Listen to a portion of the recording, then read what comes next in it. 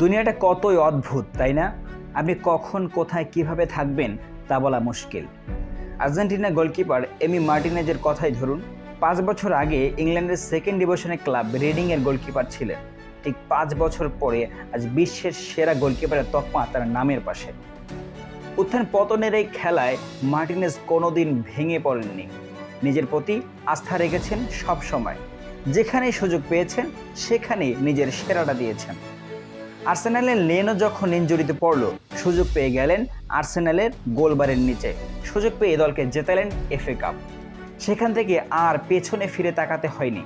পরবর্তীতে আর্সেনাল থেকে অ্যাস্টন ভিলায় যোগ দেয় 2020-21 সিজনে।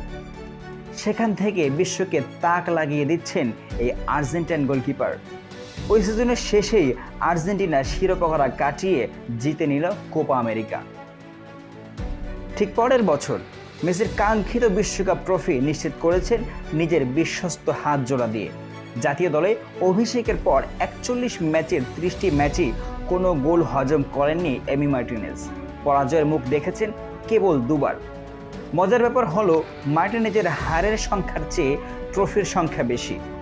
যেখানে ম্যাচ হেরেছে মাত্র 2টি, সেখানে ট্রফি জিতে নিয়েছে 3টি। মার্টিনেজের মতো কেরিয়ার কেই বা নিজের জন্য চাইবে না, কিন্তু কজনের ভাগ্যেই বা জোটে। এই তো 23-24 সিজনের শুরুতে বলেছিলেন তার দল অ্যাস্টন ভিলাকে চ্যাম্পিয়ন্স লিগে কোয়ালিফাই করাবে। ঠিক সিজন শেষে অ্যাস্টন ভিলা 41 বছর পর ক্যাপ্টেন এমিলিয়ানো মার্টিনেজের হাত ধরে চ্যাম্পিয়ন্স লিগে খেলার যোগ্যতা অর্জন করল।